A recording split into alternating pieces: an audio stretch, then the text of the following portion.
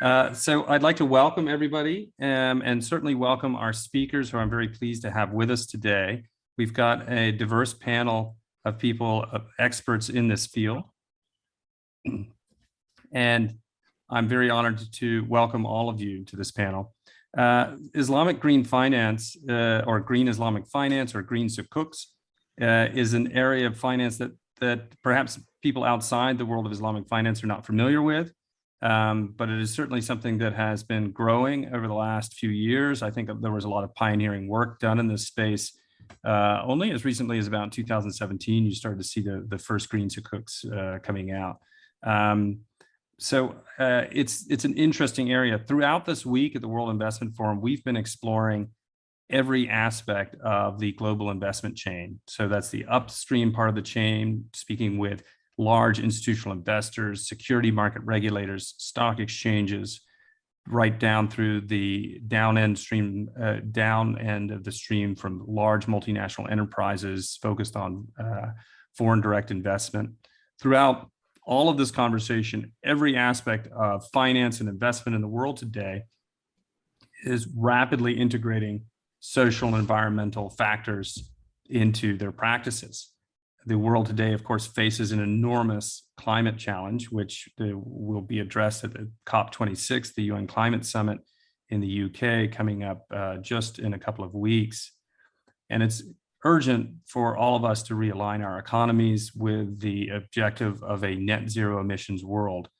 And that is going to be a massive major transition, both in technology, in means of production, but also in our investment practices and how we align for that. So with that background, we're happy to dive into this aspect of the investment chain and this aspect of finance and investment, which is Islamic finance, and particularly new innovations in Islamic finance that are focused on environmental practices. We're also happy to look at other dimensions of that in the same way that we've seen green bonds, the green bond market grow. We've also seen the social bond market grow. So I'm sure there's other aspects of Sukuks we can explore in this conversation as well. I'm not an expert on this topic, which should be evident. I am, of course, interested in all forms of finance and sustainable finance. So we've got some experts on the call with us today, and I'm going to ask Blake Good, the CEO of the RFI Foundation, who is certainly an expert on this, to guide the conversation and moderate the discussion with our experts and practitioners from around the world. So Blake, I'd like to hand the floor to you. Thank you, and welcome everyone. Like we said, my name is Blake Good. I'm the CEO of the RFI Foundation, which is a nonprofit focused on connecting responsible and Islamic finance. And we have a great panel here, and I'll just sort of quickly go through and just give identify everyone, and then we can move right on to the discussion. And I'll just go clockwise as I see it on my Zoom screen. We have Zaki Banton, the head of funding treasury department at the Islamic Development Bank. Samina Akram, the managing partner for SAMIC Ethical Finance.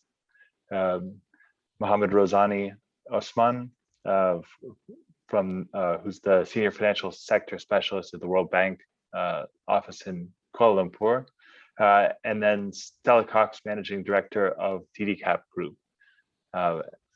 So with that, for those in the audience who don't understand as much, or this is their first exposure to Islamic finance, maybe we can start with asking Zaki to give some short explanation on what Islamic finance is, how it differs from conventional finance, some of the size and scale of the Islamic finance market, and where those assets are concentrated geographically and sectorally. Thank you, Blake. First of all, I'd like to say thank you very much. It's a pleasure to be here to share our experience from the Islamic Development Bank. The Islamic Development Bank is a multilateral development bank that operates under the principles of Islamic finance, serving 57 member countries in over 4 continents. Now, broadly, Islamic finance is a value-based financing system that prohibits usury and speculation.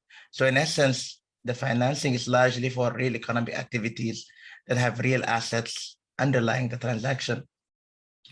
Now, It is sometimes also referred as ethical finance, and other may call it also responsible finance, as its principle exhort the values of transparency, sustainability, and do no harm, be it people or the environment itself. So if you see closely, green and sustainability, which have become buzzwords in the past few years, are actually inherent in the DNA of Islamic finance. Now, talking about the products, I can spend the whole day basically talking about it, but because Islamic finance operate under the same regulatory and tax system around the world, though some with modification or accommodation here and there, it has similar products to the conventional financial system.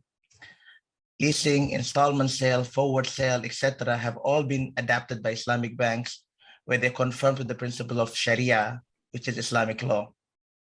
What the difference is that the Islamic finance, every transaction has an underlying real asset, which is being financed.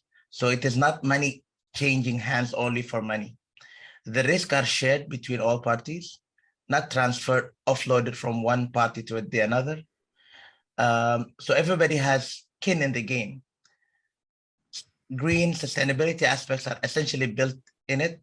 It's prohibited to inflict harm when we undertake any activity, be it financing generally as well.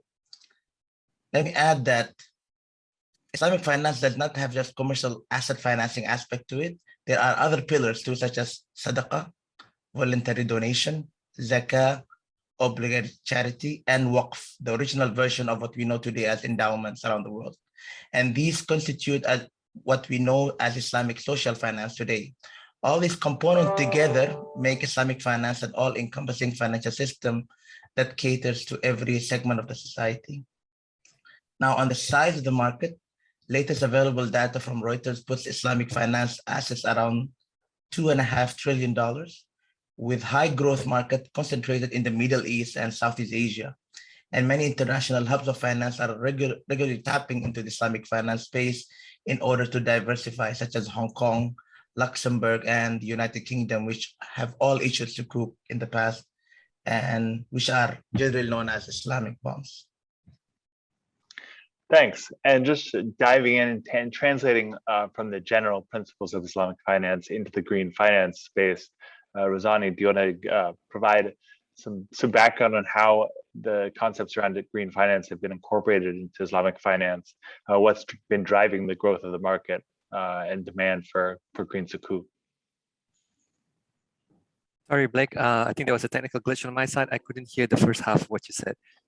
Oh, yeah. How's green finance and how's Islamic finance evolved to incorporate some of the developments in green finance over the past 4 or 5 years? Thank you. I think how it's been developing is that we've seen how the green bond market has been growing very rapidly over the past 10 years. I think sometime in 2014, 2015 is really started ramping up. Now, naturally, like Zaki has said, there's a lot of similarity between sustainable finance and Islamic finance in its core principles of not doing any harm to the environment. So there's a natural, shall we say, friendliness for both to coexist together. Then when we look at the Southeast Asian markets where the first green sukuk first came out, there is also a natural predisposition towards Islamic finance, especially in Indonesia and in Malaysia, because of how the markets have developed in Islamic finance over the past 20 years. So it was only natural to bring the two together. There was a need for green financing, and there is a natural preference for Islamic finance, especially in Malaysia. So we brought the two together, and by introducing the fact that they fit very well together, they fit naturally together, because both, again, has a natural affinity towards not doing any harm and being friendly towards the environment. By putting the two together, we found that you can actually create an Islamic green finance instrument, namely the green sukuk. And when we look at how they fit together, the green element of it, or the sustainable element of it, is actually agnostic in the sense that you could put it together with an Islamic instrument, or you can put it together with a conventional finance instrument, and it still works. And then when you put it with an Islamic finance instrument, it creates something new, the Islamic green finance instrument. So that's how it started off, and it has only grown from strength to strength from there. We've seen corporate green Sukuks coming out of Malaysia. We've seen a sovereign green Sukuk coming out of Indonesia, and then followed by what we I guess would see as an evolving array of instruments that's arise. We talk about an SDG Sukuk that was issued by HSBC Amanah, and then we start seeing sustainability Sukuk, which basically includes elements of the social agenda together with the green agenda. And finally, we've seen sovereign sustainability Sukuk being issued as earlier this year around April by the Malaysian sovereign. So that's how things have grown and evolved over time. Thanks. And turning to Samina, from your perspective, what have you seen in terms of how the market's been evolving, and what are different institutions across the market looking for when they're trying to navigate where they fit and how they can access? Thank you so much, Blake. Well, we're definitely seeing an interest in Islamic finance, especially here in the UK. The UK government issued its second sovereign Sukuk earlier this year, further highlighting that London's role as a global leader in Islamic finance. You know, I think people like Stella have done amazing work in also raising the profile of the UK, and it's definitely Stella helping consultants like us at Islamic Ethical Finance winning business out there. The firms are very interested in looking into, I think it was mentioned at the beginning by Zaki, you know, the growth in Southeast Asia, in the Middle East. We're finding that a lot of clients are coming to us because they want to access markets in Africa, and they kind of find, and Harry obviously in the UK as well, and they find Islamic finance now as an interesting means to tap into those markets. Now, the biggest problem we face as an industry, there's still a lack of understanding and knowledge around Islamic finance. So we are finding a lot of interest is coming now from mostly the conventional market. When these large volume deals are issued, you know, here in the UK, around the world, that has a direct kind of consequence on people like us. And we're finding they're very reluctant to get into Islamic finance. They see the growth potential, but, you know, it's the media and other things that, you know, Islam, I think, kind of surrounds itself with that kind of scares them off. But when we go in and we explain to them, listen, here in the UK, when they kicked off Islamic finance, you know, no special favors, the regulators said, we're going to regulate the Islamic banks just like we're going to regulate any other industry. And, you know, you have that additional kind of layer of checks with the Sharia boards coming in as well. So I think when we kind of explain to them the kind of viability of looking into Islamic finance is quite an easy option for them. What kind of deals are we seeing? So we're seeing in the Islamic asset management space, quite a few people are interested in creating Islamic funds. They see Sukuks as quite an interesting kind of instrument to fill, I guess, infrastructure kind of needs. Here in the UK, there's a lot of Islamic fintechs sort of cropping up, but I personally feel technology would always be there. I think we have some of the greatest minds here in the UK. I kind of feel we almost need to take a step back and actually create a market. We need to create more competition. We need to create more issuances, more awareness.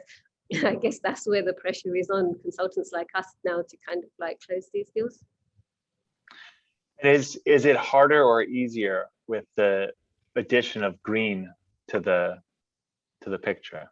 Definitely, but I think the problem with the green sector is that it's still a very tiny percent. Like in the UK, in the US, I was looking at some of the stats. I think the green industry is about 1.3 trillion as of 2019, and the US economy is something like what, 23 trillion. So it just gives you the scale of how kind of like tiny even the green space is.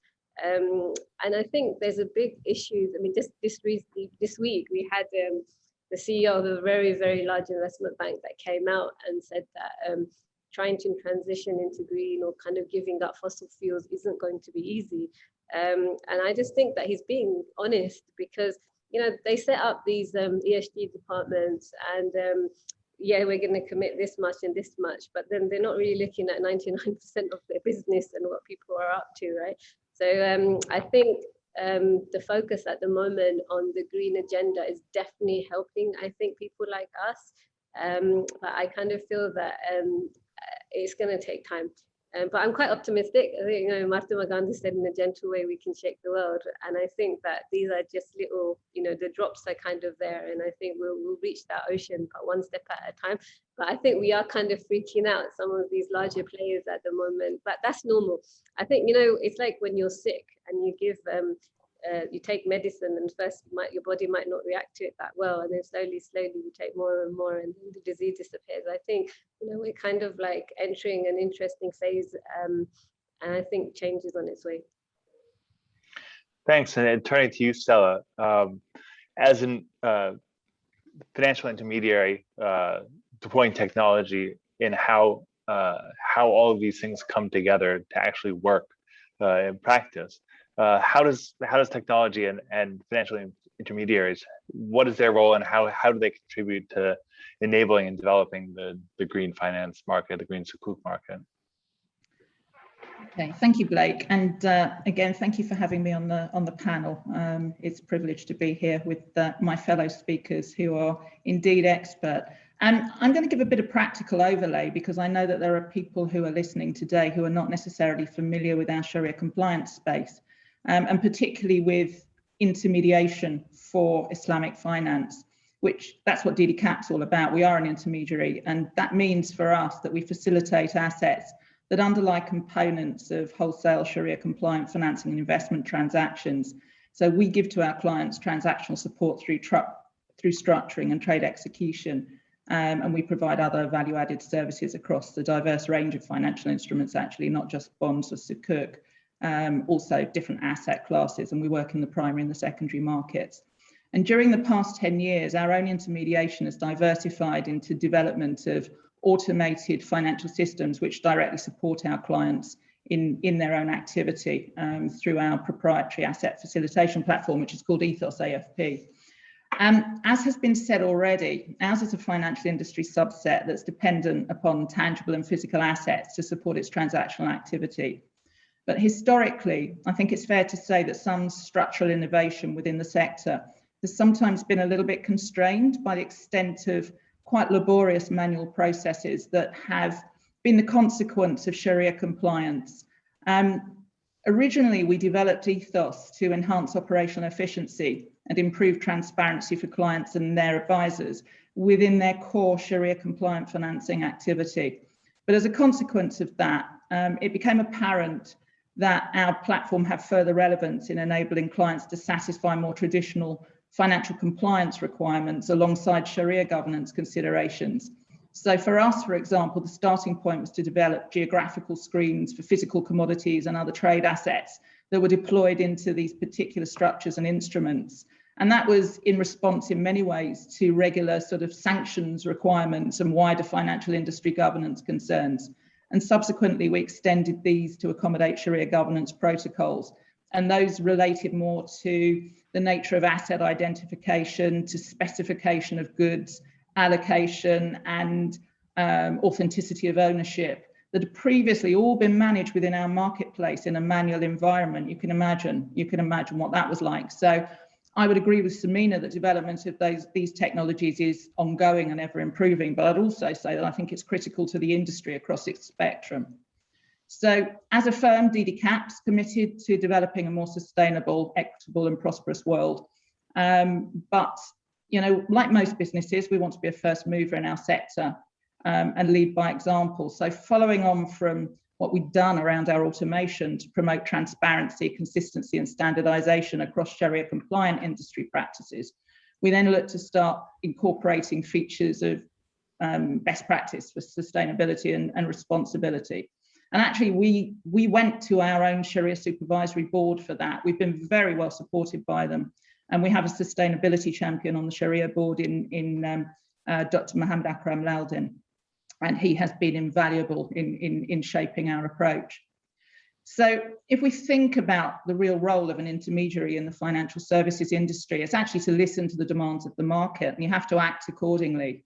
But for us, that means adhering to the related sustainable and responsible actions infrastructure that we've implemented for ourselves. and also the policies that we've adopted. And perhaps, you know, we work with a broad spectrum of clients. We work with global institutions, we work with smaller firms, and perhaps our clients haven't all yet developed a parallel governance pillar. So then it gets interesting, you know, because just as client considerations helped inform DDCAP's initiative years ago to establish our Sharia Supervisory Board and connect their processes to those of our traditional auditors, it's client considerations now that are helping to inform our focus on sustainability, responsibility, and in terms of our automation, where we take that. And I say to you that as an intermediary, DDCAP and our peers, you know, we just don't have the power of a market mover to effect change unilaterally, but we're working with a financial system, as Zaki said, I think, that prohibits usury. It's dependent upon assets, and it prioritizes financial activity that has positive impact and benefit for the real economy. So my illustration, and forgive its wordiness, is really to say that an Islamic financial market intermediary doesn't or shouldn't parallel the role of a conventional financial market intermediary or broker.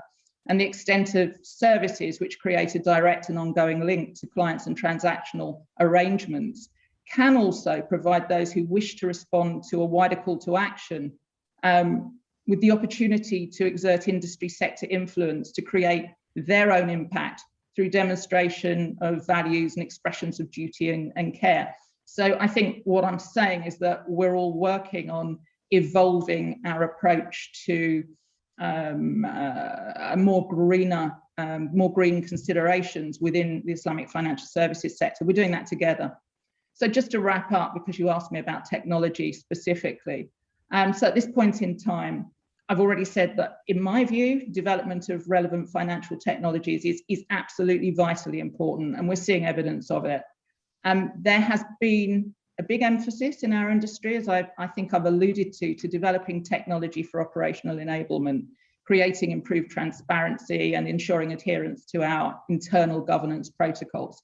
But potential further applications for tech are really evident right now, particularly with reference perhaps to our overarching green financing and capital markets topic, because we're extending ourselves beyond our traditional structures and instruments that have been determined green, but were broadly defined. And now we're looking at newer innovations. So we are looking at sustainability, we are looking at transition, we're looking at instruments and structures that are driven by performance metrics and data collection. So we've got to step up our game and make sure that we can accommodate those. So the opportunities are boundless. One of the most vibrant sectors within Islamic finance is our early stage disruptive tech. And we've got this accompanying set of entrepreneurs, particularly here in the UK, who are wholly focused on building businesses as well as products and services that contribute and will play their part to creating a more sustainable world. Thanks. And I think turning back now to understanding, we've seen that Islamic finance and green finance can go well together. One of the characteristics that's been in the Sukuk market for a long time has been a perpetual demand exceeding supply. And so I wanted to sort of open it up to panelists to say, is that the case in green finance? What are some of the barriers that are either preventing traditional investors from expanding from traditional Sukuk into green Sukuk? And has it opened up a broader market by having the combined green and Islamic instruments?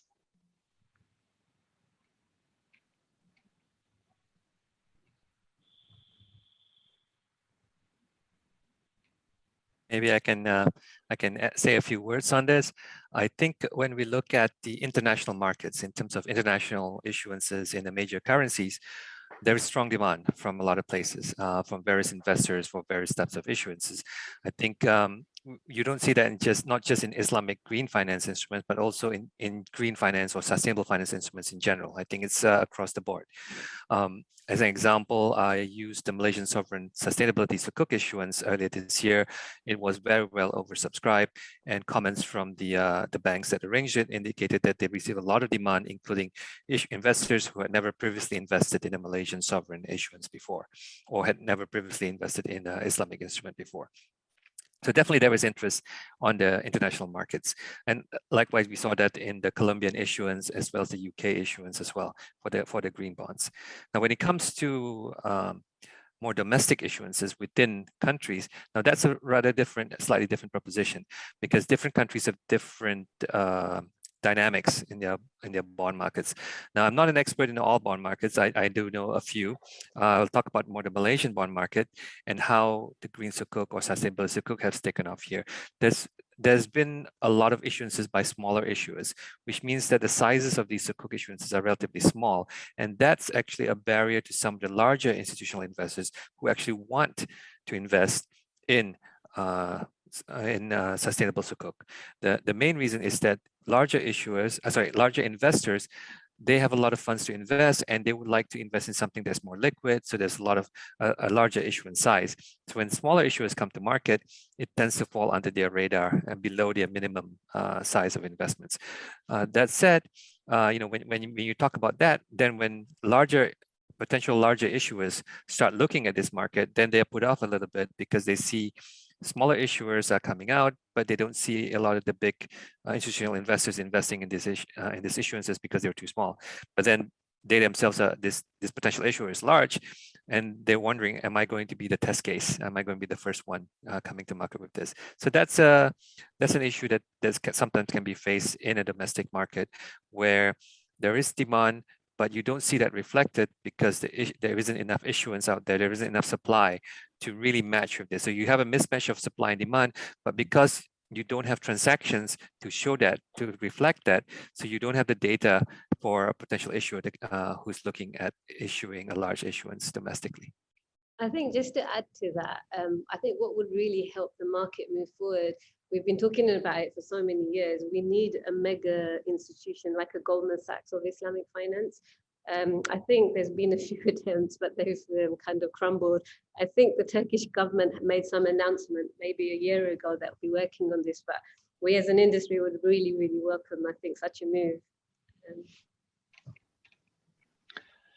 And I'm kind of maybe curious if Zaki's able to respond. We saw a couple of years ago, the Islamic Development Bank issued a green sukuk that was euro denominated, which is fairly rare for the sukuk market, seeming to indicate that it's pulling in a new type of investor into the sukuk space that hadn't been involved as much previously.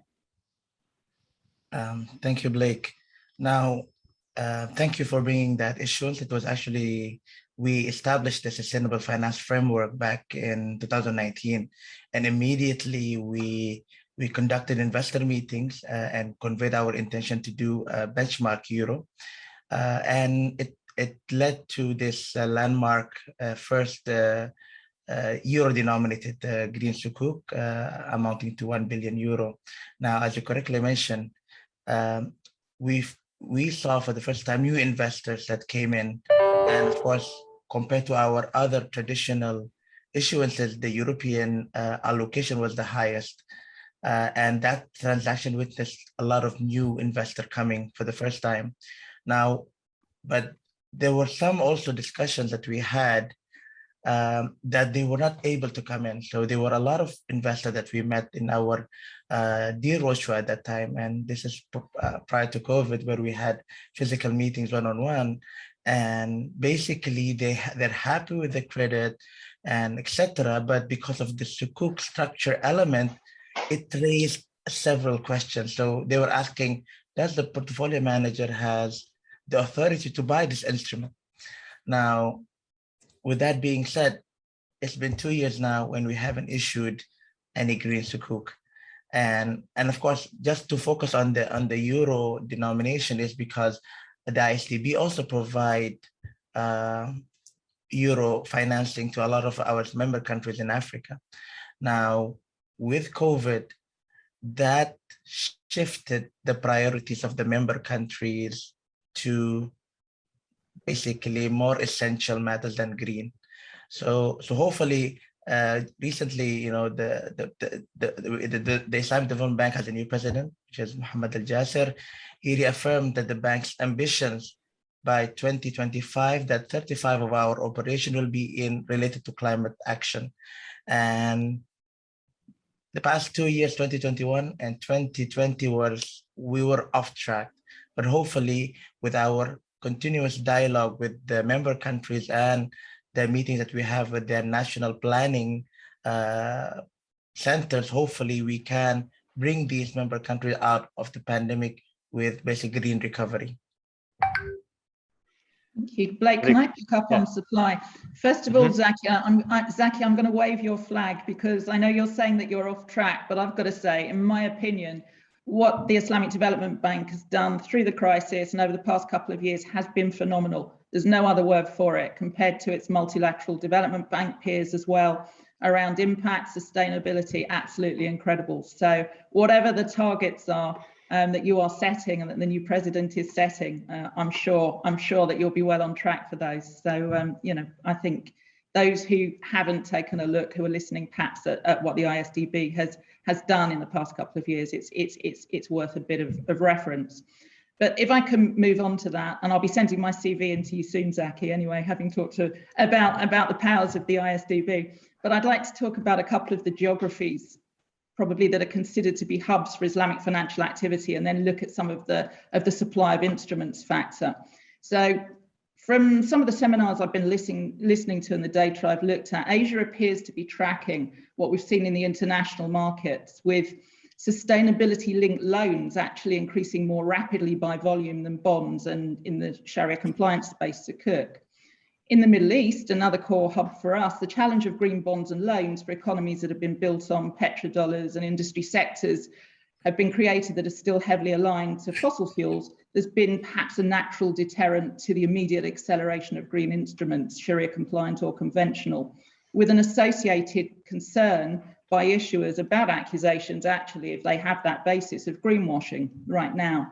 So asset underpinning of Sharia compliant green financial instruments is centered on a lot on greening of assets, including real estate, or deployment of proceeds of public or private market financing into projects that are badged as green. And those, of course, are usually supported in our marketplace by independent second party validation.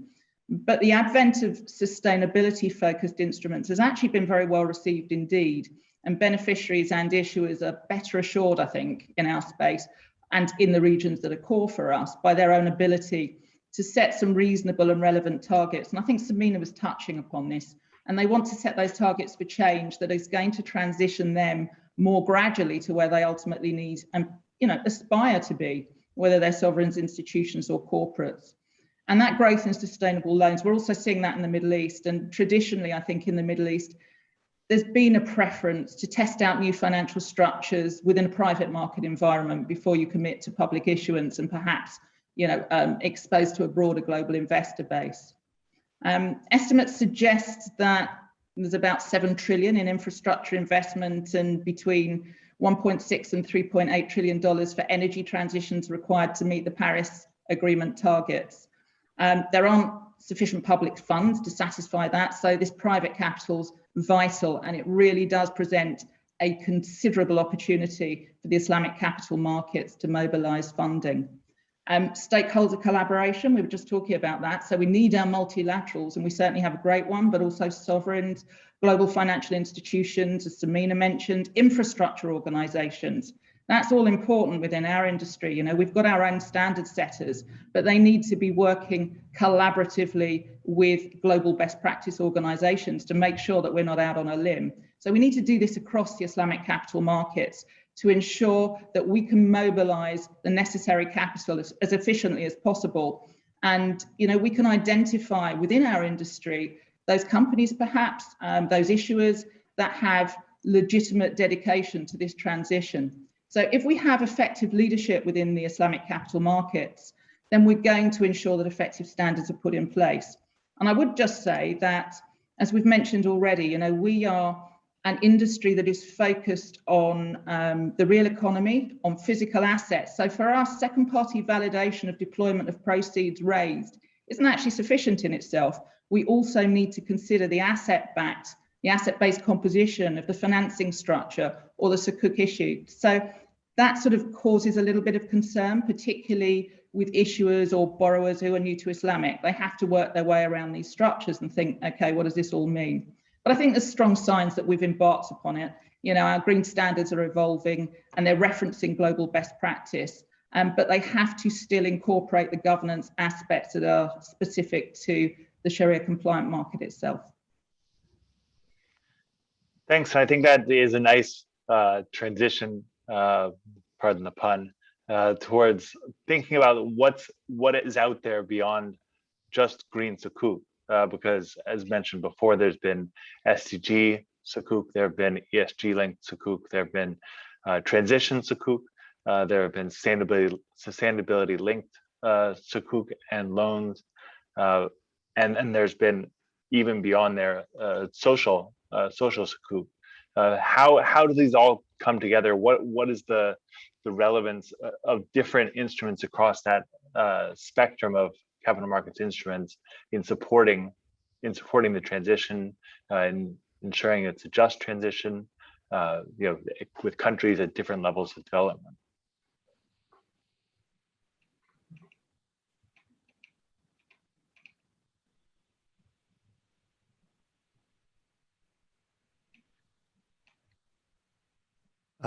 I'll take that question.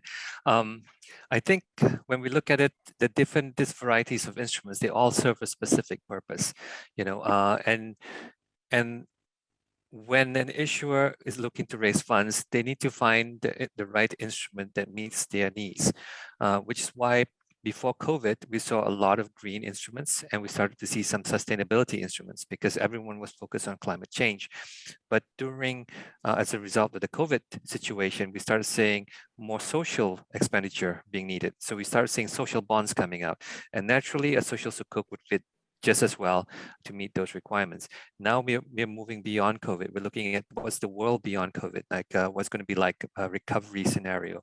So we started seeing more, as products evolve, we start seeing more sustainability linked loans, like you mentioned, and how those elements where the return of that instrument has a different characteristic.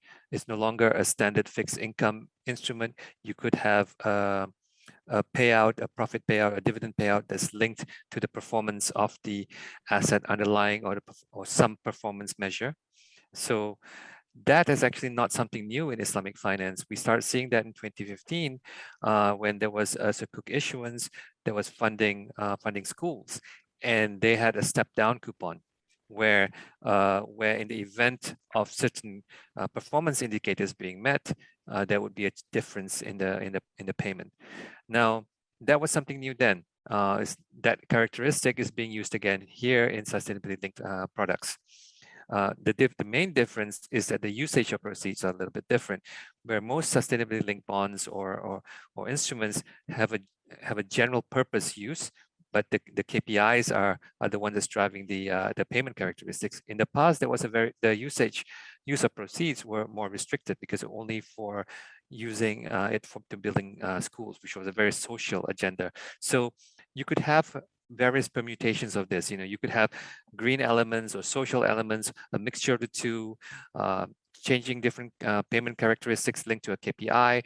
You could mix and match with a general usage or a very specific thematic usage, like for green only or for social only or for whatever. You could even have a blue sukuk. We've seen blue bonds. We haven't seen a blue sukuk yet, where that's very much linked to a marine kind of expenditure that's climate friendly. So these are all different permutations. And I think it's good that we have all these instruments out there because it gives sort of like a portfolio of potential instruments that you could use to meet your funding needs. And that's also important for investors because different investors have got different needs and different asset allocation targets. So this pool of potential assets also allows them to pick and choose what fits better into their portfolio. So we really need this. And actually having even more of these varieties would actually help in making investors fine-tune how they want their investment portfolio to look and also meet the needs of issuers as well.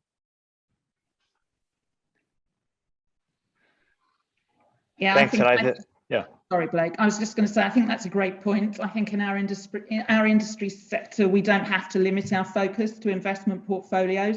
From an Islamic capital markets perspective, there's a lot of opportunity to focus on decarbonising of the real economy.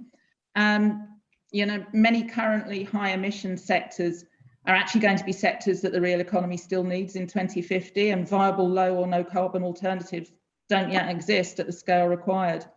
And there are some significant hurdles within them to achieve decarbonisation, whether those are economic, whether they're in technology, or whether they're rooted in other considerations that I've alluded to already.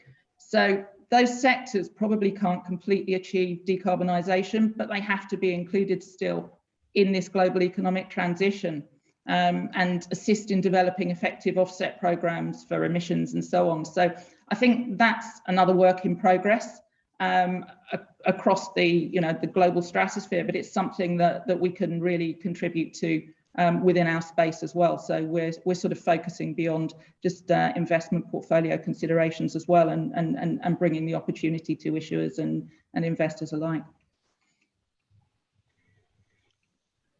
Maybe just to share.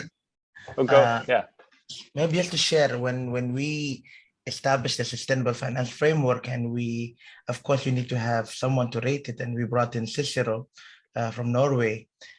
We looked at our existing projects, and of course there's many criteria such as the look back period and whatnot, and basically indicated that we had around 6 billion worth of eligible projects, where 2 billion were in the green space, renewable energy, climate adaptation, and so on.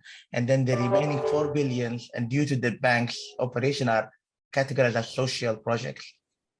Now, I think everybody needs to see what they can do. They need to do stock take of what eligible projects they have. If they don't have, then to see how to do the transition and so on. So in reality, it differs from one region to another. And I always say that because, especially talking about the members of the Islamic Development Bank, it's a South-South kind of focus. Maybe the focus have not been green in the beginning. So right now, this is actually a good opportunity for this member country to kind of try to get out of this pandemic with basically green recovery.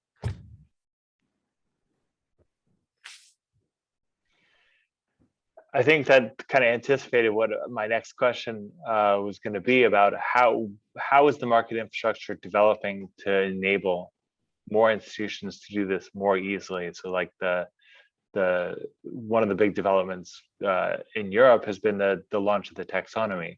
Have similar things been launched? Has the market changed since you did your sustainable finance framework, where it becomes easier to understand and go through that process than it was at the earlier stage of its development when you were doing the sustainable finance framework? Now, the EU taxonomy that you mentioned just now, of course, may not be relevant, especially that we don't have a European member country. And the overall MDB stance on it is that we take note of that, but we cannot always be in line with that. Now, there's always also the national or local taxonomies, as well for that. But overall, right now, it's still kind of everything is somewhat aligned. And this is the reason why our first issuance was in euro on this phase. But we are confident that whatever we do, it will be in line with that. And of course, looking at the stock of pipeline that we have as well, potentially upgraded the framework going forward in the near future. I guess the follow-on question there is, in other Islamic markets, how have they approached the questions of taxonomies? Is it coming up? Is it becoming more widely adopted that countries are starting to develop taxonomies of their own at the national level? Yes, actually some countries are looking at that. And I think it's not just Islamic countries, but it's across the board. We're saying in Southeast Asia alone, at least I've been hearing about 3 different countries are either developing or about to develop their own taxonomies. And at least one more is looking very much into it, developing their own taxonomy. And there's also talk about a regional taxonomy that covers the very same countries that are developing their own national taxonomies. So I get the feeling that we're going to see national taxonomies and we're going to see regional taxonomies, especially from economies that are relatively well integrated with each other. As an example, you have the EU taxonomy, which is, covers a number of countries. You might see an ASEAN taxonomy that covers 10 10 Southeast Asian economies that are very much neighbors and have a lot of interconnected trade. I see a very good benefit of these taxonomies is that it raises awareness of what constitutes green or social or sustainable. And while all of us here, we've been working in this area, so we know what is green, what is social, and what is sustainable. But people who are new, even people who have been in the financial sector for 10, 15, 20 years, who have not done any work in this area, a lot of them have different perceptions of what is green, what is social, and what's sustainable. So when it comes to actually conducting business or transactions that involve these instruments, they're very wary because they just don't know it. Nobody wants to be the first one out there who makes a wrong transaction because they think they know what they were doing and it turns out they didn't know. So everyone's very wary about that. And where the taxonomy comes in, it provides a standard or a set of guidelines of what meets different criteria, what constitutes green, what constitutes social, and it's a guiding principle for those in the markets that the taxonomy covers to help them understand and help everyone to be on the same page. And I think that's very important because there's nothing worse than a new market that's just rising and about to explode into being greatly popular. Then we have one major transaction blow up because of disputes between investors and issuers or some big massive problem that comes up because of misunderstanding. So it's very important that everyone is on the same page. And then just to wrap up, before I hand it back to Anthony, I'll give everyone a chance to look forward, look towards the end of the decade. Where are we? What are we talking about in Islamic green finance and green sukuk? I'll start first here. Sukuk came, I think, around 2002 when the Malaysian sovereign issued, and then the first one to issue a green bond was actually the World Bank. Now, at that around 2006, 2007, right? Now, looking back, in order to look forward, and of course, seeing that Sukuk was kind of left behind compared to what green bonds did over the years. Now, I've always considered that green Sukuk and sustainability Sukuk and so on are a niche of a niche. Now, it's a niche of the Sukuk market, which is currently more than a couple of billion a year.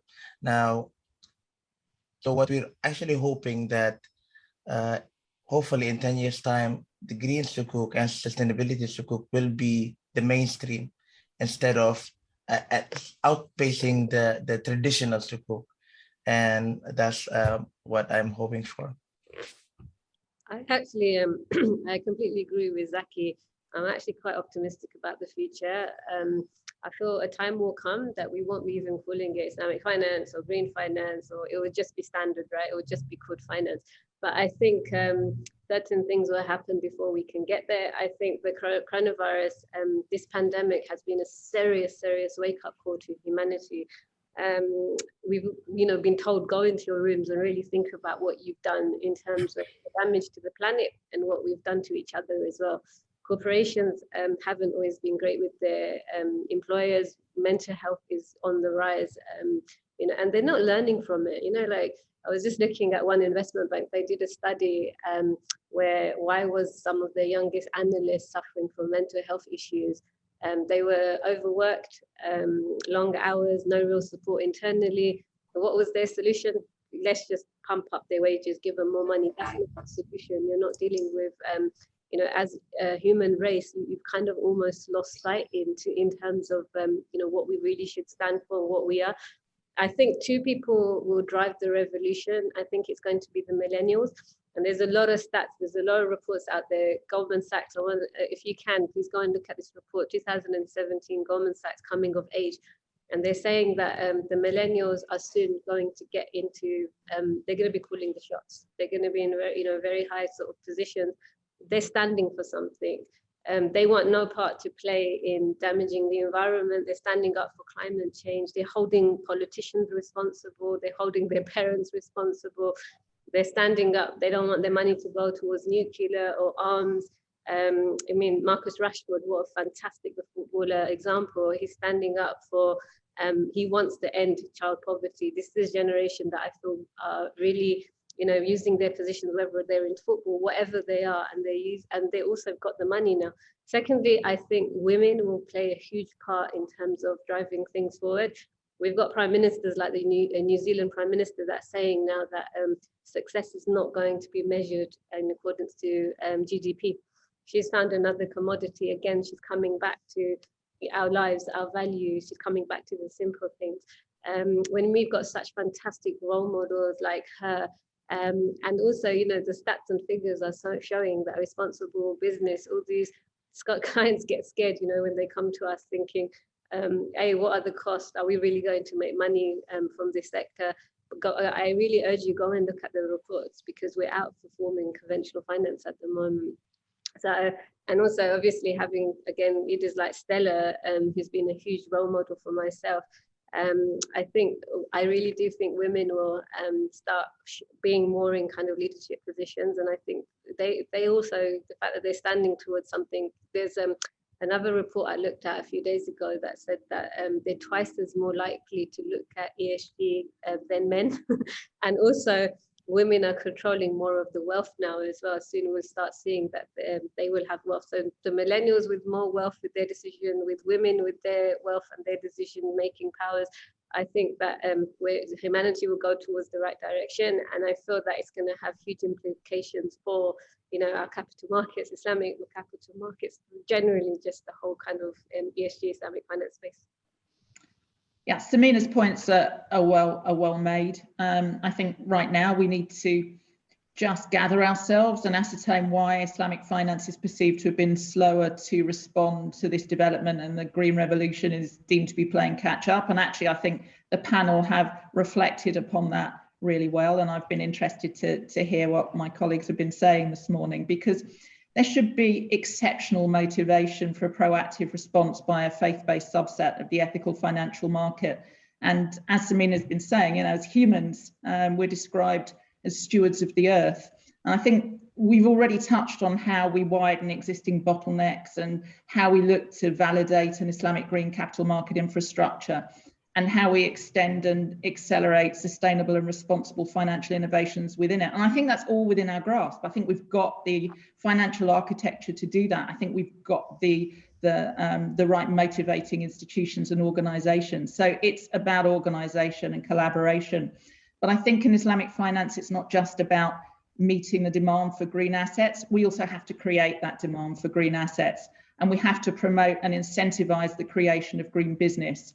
And Blake, you're moderating, but you're CEO of RFI Foundation, and listeners should check out RFI because it's doing a great job in looking at incentivizing, motivating the development of green Sharia compliant businesses from SME up. So I think that's going to be a major preoccupation of the upcoming years. But also I agree very much that we have to focus on consumers, and many of those are actually going to drive this agenda forward within our industry sector, as they are in absolutely every other. In numerous of those core markets for us in Islamic finance, right now, we're embarking upon the most significant generational transfer of wealth that's ever been seen.